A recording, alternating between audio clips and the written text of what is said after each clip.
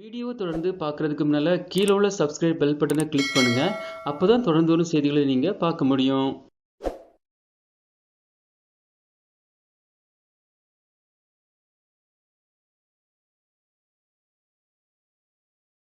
தமிழ்நாட்டில் பள்ளிகள் அலுவலகங்களில் 3 ஆண்டுகளுக்கு மேல் ஒரே இடத்தில் பணிபுரியும் பணியாளர்களை பணியிட மாறுதல் செய்ய பள்ளி கல்வித்துறை அதிரடி உத்தரவு பிறப்பித்துள்ளது.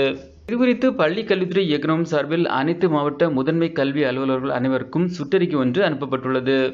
அந்த சுற்றறிக்கையில் கூறியபடி பள்ளி கல்வித்துறையில் அனைத்து வித இயக்குநர்கள் அலுவலர்களின் நிர்வாகம் திறம்பட செயல்பட வேண்டியது அவசியமாகும் என்றும், அதில் பணிபுரியும் பணியாளர்கள் 3 ஆண்டுகளுக்கு மேல் ஒரே அலுவலகத்தில் பணியிடத்தில் இல்லாமல் அவர்களை மாறுதல் செய்யவும், விருப்ப மாறுதல் ஆண்டுதோறும் நடத்தவும் தமிழக அரசால் உத்தரவிடப்பட்டு வழிகாட்டுதல்கள் வெளியிடப்பட்டுள்ளன.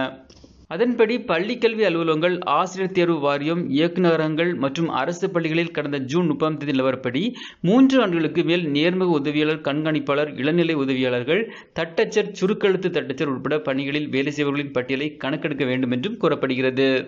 மேலும் அந்த விவரங்களை பட்டியலாக தயாரித்து ஜூலை 5 மாலை 5 மணிக்குள் அனுப்பி வைக்க வேண்டும் என்றும், எந்த விவரங்களும் விடுபடாமல் முழுமையான வகையில் அறிக்கையை சமர்ப்பிக்க அனைத்து மாவட்ட முதன்மை கல்வி அலுவலருக்கும் அறிவுறுத்தப்படுகிறது என்றும் அதில் கூறப்பட்டுள்ளது.